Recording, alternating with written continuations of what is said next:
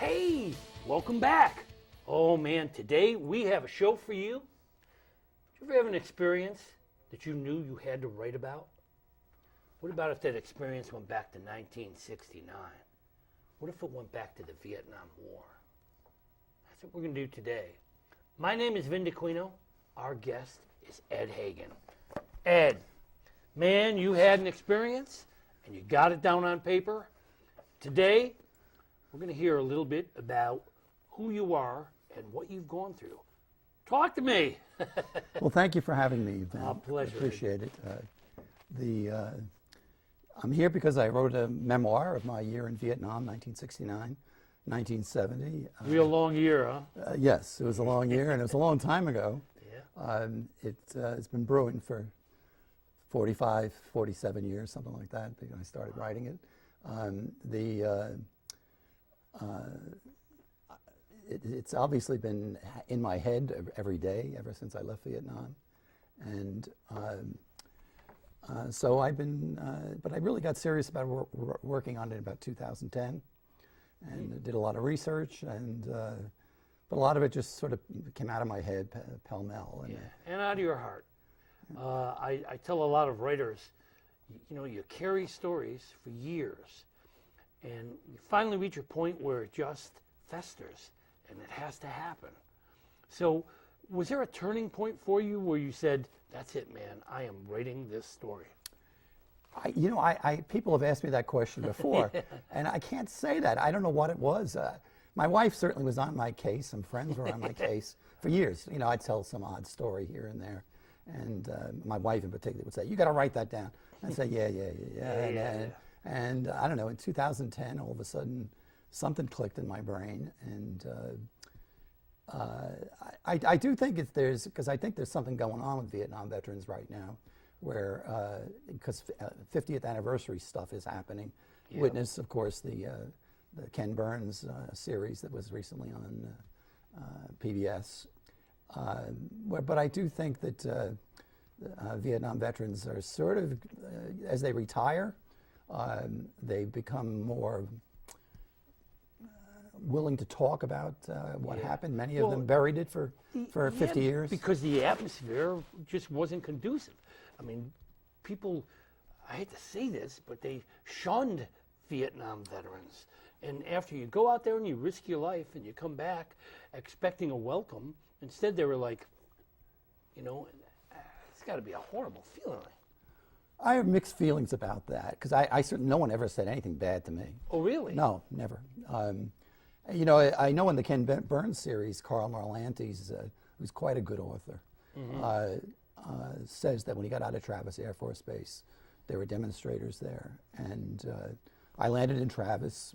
It was completely uneventful, and I got on the bus and went to Oakland Army Base and got out of the Army. But so I did not, and Oakland, of course, was in the San Francisco Bay Area, which was a hotbed of resistance to the war. Nothing happened. There was nothing at all. So, wow. So I didn't face any of that. On the other hand, no one actually said, which I think is said all too glibly today. Thank you for your service. No one ever said that. Yeah. So I have mixed feelings about it. I also think some of it is urban legend. There's a professor at Holy Cross who studied his book is called A Spitting Image. It's about Vietnam veterans being spat upon, and he's tried to research that, and can't find a documented a case that it actually happened. And if you think about it, it doesn't pass the smell test, because so some raggedy hippie walks up to me. Yeah. I'm nearly 6'4", and says something about me. I mean, how long do you think he'd have his teeth?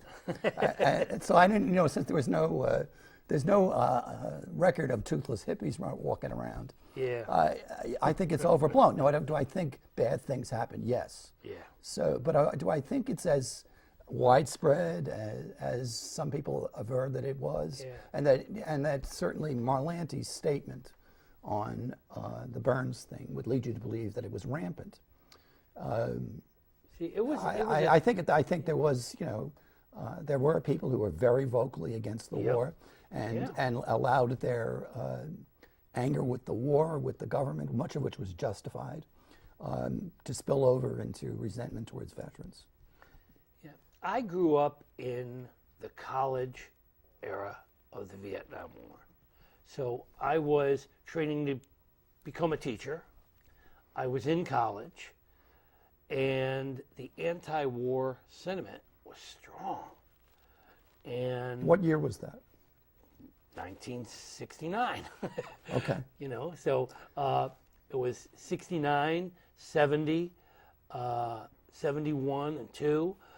Those were the years I went to college.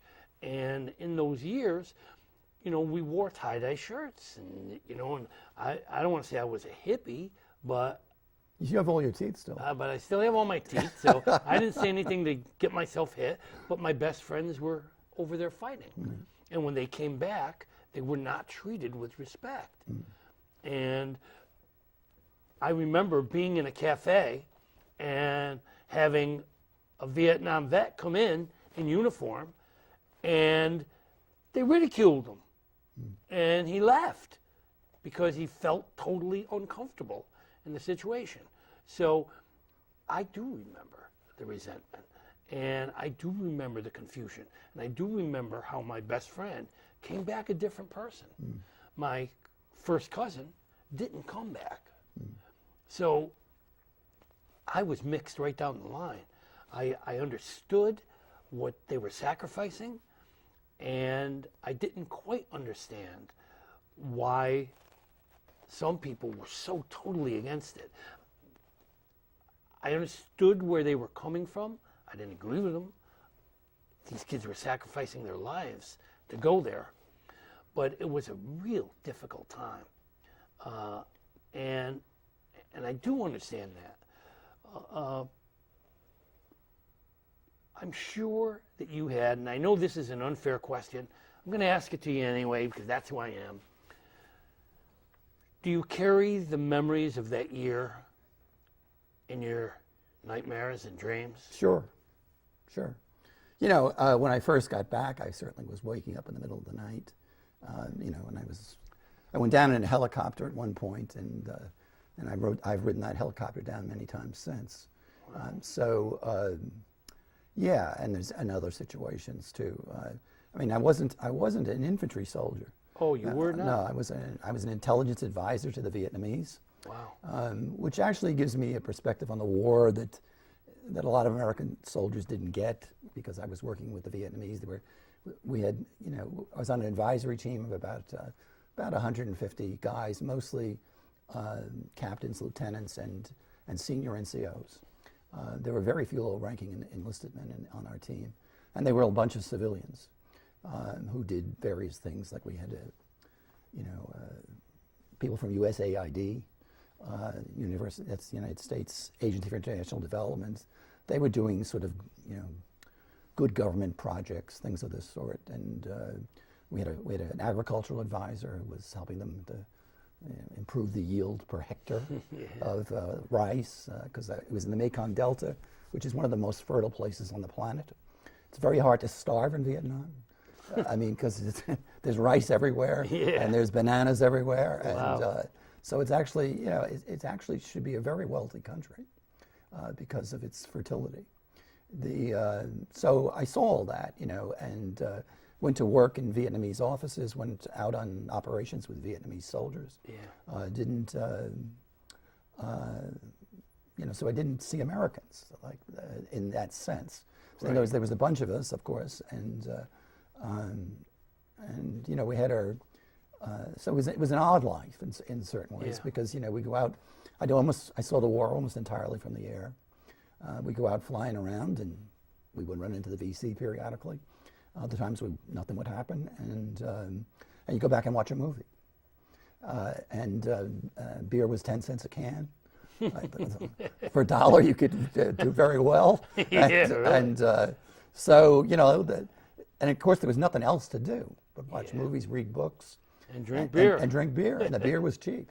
So I work with veterans in a writing workshop, And it confirms what I've always felt, that a veteran who lives 50, 60, 70 to 80, 90 years old carries those 2, 3, 4 years on his shoulder forever.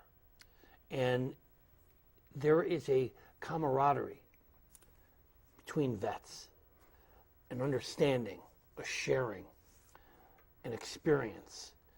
And it's something that a non-vet would have a difficult time understanding. Can I stop you right there? Please. You know, the cliche is vets don't want to talk about it except to other vets. How about the rest of the population doesn't want to hear it? Yeah. Yep. And, you know, when I hear thank you for your service, which is said all too glibly these days, I wonder whether that isn't thank you for your service, but don't tell me about it. Yeah. You know, or some cliche like I know you must. War is hell. Okay, war is hell. But by the way, you know war is a hell before you even go to war. You know, so my father-in-law passed at 88 years old. Right. He was energetic right up to the last day, and I spent a lot of time with him. My father-in-law was my best friend, and I would hear him tell his stories to others, and I would watch their eyes glass over, and he'd be talking and they'd be looking elsewhere or turn away right in the middle of an important sentence, and I could see that he would realize that they just were not listening. And you know, I never even put it together the way you put it together. They just didn't want to hear it. There's a great Hemingway story called Soldier's Home. And it's Krebs, the central character in the story, comes home from World War I late.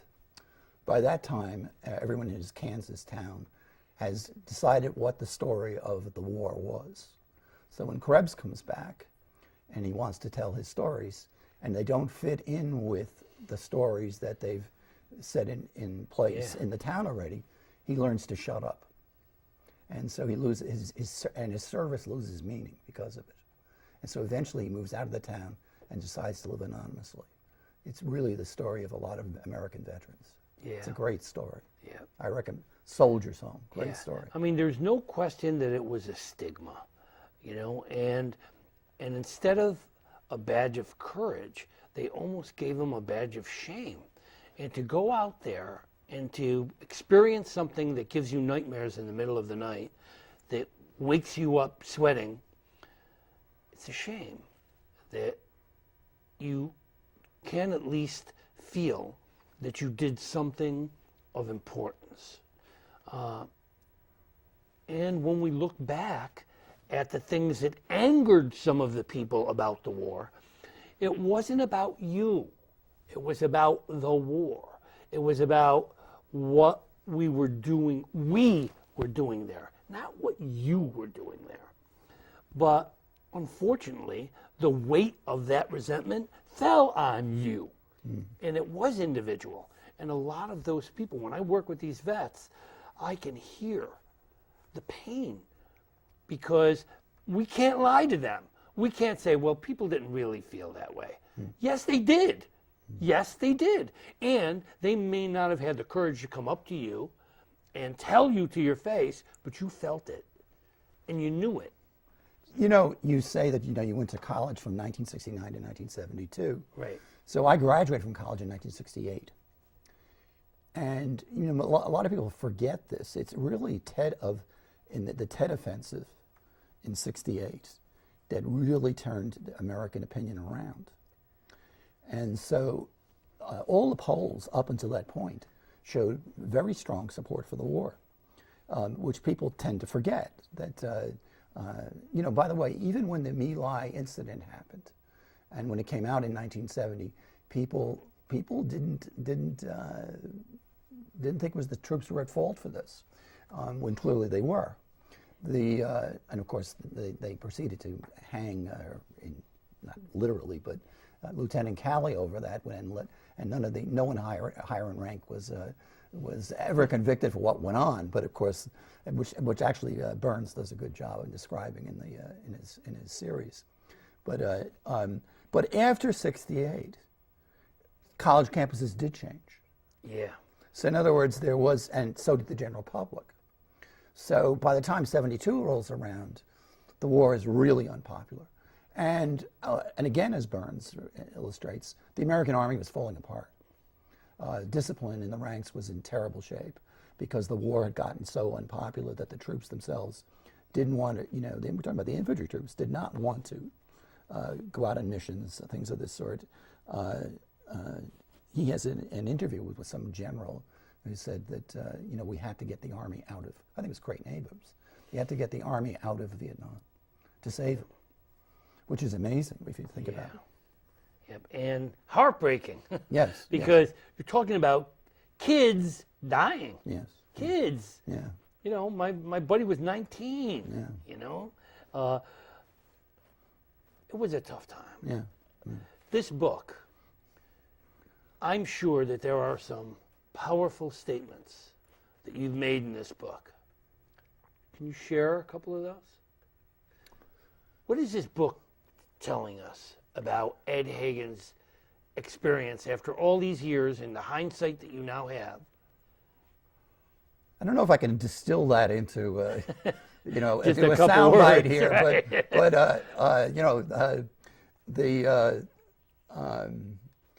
I guess I'm trying to suggest that,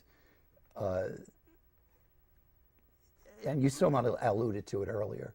It's a holistic experience that, it starts with growing up in the aftermath of World War II, the good war. Yeah. And World War II is a problem because if there was ever a just war, it was World War II. Right? Most wars are not as clear cut. No. Right? You think about Pearl Harbor. Yeah.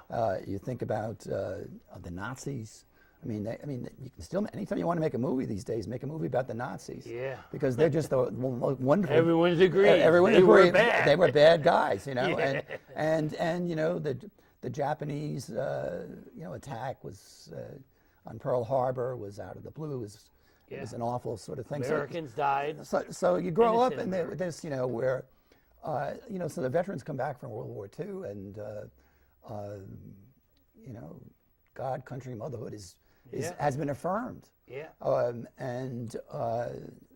So you grow up with that, and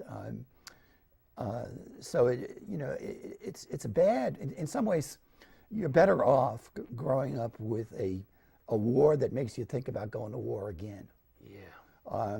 And I always hope that one of the great legacies of Vietnam is it might slow us down about getting into it again. Yeah. Although lately I've begun to worry about that. Yeah. I've been worried about that. Yeah. But because in some ways the Vietnam experience was so disastrous. Yeah. And I guess I try to explain how my view of the war as an advisor, as an intelligence advisor. I got to know a lot of stuff that. So what were some of the things you were advising about? What is an advisor? Well, I mean, that's hilarious actually, because here I am, I'm a 22-year-old kid. Yeah.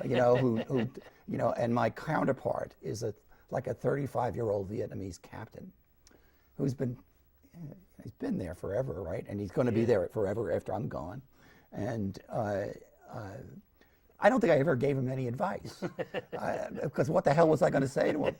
And so a lot of our job was, stuff where you're just sort of like a liaison between the American air assets, right. Which were considerable. There was an Air Force base, Bin Tui Air Base, where they were flying missions out of Bin Tui Air Base, which was just a few kilometers out of town, and there was like huge. The 1st Aviation Battalion was at Canto Army Airfield, where there were the helicopters were lined up in revetments all up and down the runway, and we would fly out of there regularly. So those were the air assets, yeah. and of course this is part of the stupidity of what we were doing. We were training this country that didn't have an industrial base like we have. to fight wars like Americans fight wars. Right. And, you know, and we were blowing holes in rice paddies, essentially, and thinking we were putting a hurt on the VC, and we weren't. So our tactics were terrible. And it was, I think to some extent, it was based on a kind of hubris that grows out of World War II. Yeah. You know, the senior people in the military were a lot of them were like colonels from World War II. The last province senior advisor was a colonel who had served in World War II, and so you know he had a. You know, this is not a knock on him. He just simply was from another era, and it wasn't him that, you know, I think a lot of blame belongs at the feet of Westmoreland, and McNamara with his ideas about body count as a measure of success in the war. So you know, for example, in the intelligence office, we would keep statistics on the VC and their strengths and so forth, and we'd do briefings every night. I would, myself or my boss, who was a captain, we would do the nightly briefing, which was sort of our version of the 5 o'clock follies, and we'd say, well, here's, you know, and by the way, we were in no doubt where the VC were. We know where they were. All you had to do was get a helicopter, and I could show you the VC in like 5 minutes from Canto Army Airfield. Because you could just tell by looking at the ground. It's very easy to tell because the delta is wide open and no jungle. And so we would do that every night. But the statistics, I mean, so, you know, one example, once a month we had to fill out the Hamlet evaluation system. This was another statistical measure run by the RAND Corporation of how we're doing. So Bob Burns, who was my boss, a great guy, after he went home about 2 or 3 months before I did. So in filling out his last Hess report, he did the math. So we were estimating 2,000 VC in the province. We killed 2,000 in the preceding year. And we reported 2,000 a year before. So what were the VC? So that's in the book, by the way. So what the VC had a great recruitment officer. What were they offering? As I say in the book, were they offering, you know, borscht with Brezhnev? What were they offering? Why were they being so successful in? If we killed 2,000 of them, which I didn't believe, by the way, but if we killed 2,000 of them, how were they successful in recruiting more? When, you know, and it is true that when they came out in the open and they fought at Tet, they did get. Tet was a severe military defeat for the communists. There's no question about that. And the victory was back here in the States, when people looked, and that's mostly because the politicians have been lying about progress in the war, and they weren't squaring with the American people. Their own assessments, as have been revealed, were that the war was unwinnable, going back to 1965. Some of what I discovered when I did my research is I went to West Point. I found a master's thesis written by a preceding advisor in the province I was in, and he estimated that in one district in our province, the VC were completely in control. I never knew that at the time. Wow. And that was in 1965. So when the VC say they were really controlled the countryside, I think it was true. Wow. And a lot of this stuff I didn't know at the time. Yeah. I imagine there were a lot of things that when you're there, you're kind of like in a little hole. And so many other things were going on at the same time. And I think that's part of the problem, too. You know, we had little bits and pieces of news, and what finally got over to us was not necessarily what was happening there. And it was just, the whole thing was just... As with any war, everybody's war is different. Yep. Right? So, you know, my war was in the Mekong Delta. No American divisions there anymore. The 9th Division had been withdrawn by the time I got there in 1969. I think they were withdrawn in early 69. So, and pacification was the byword, right? So we're going to engage in this pacification. And then the other byword was Vietnamization. right? So that we were handing everything over to the Vietnamese. And by the time I left in 1970, the Vietnamese, would get into helicopters and they'd be Vietnamese pilots. Sometimes there'd be a Vietnamese pilot with an American pilot. So things were going on, change was occurring, and this so-called Vietnamization and pacification was going on. So Ed, as we wind down, I have a question that I want to ask you for the vets that I work with in the writing workshop. Has writing this book taken any weight off your shoulders? I'd say it was healthy to write the book. Glad to hear you say that. It was healthy, all right? That's what I preach. But I guess I don't think it's therapy, but it's healthy. There's a difference between those two things. Because I guess I do resist the notion that, in certain clinical circumstances, writing can be therapeutic. Yep. It gets you to say, to articulate what's on your mind and so forth. But it was, I really didn't have trouble talking about the war. I mean, all those, my friends, et cetera, a lot of my friends, of course, were Vietnam veterans. Yeah. And so it wasn't hard to talk about it, Yeah. Some of my best friends were Vietnam veterans, so, and remain so to this day. So it was never hard to talk about the war, and I certainly was able to talk about the war with my wife. Yep. And sometimes it's just important. I call it taking out the garbage. Sometimes you have things that are just weighing on your heart, weighing on your head, and talking about it, getting it out, helps. I am what's called a bibliotherapist. My master's degree was in bibliotherapy. It's helping people through reading and writing to get to their heart and their soul. Ed, today on this show, you got to your heart and soul, and this book does that too. Thank you very much. I urge people to read it. The full title of this book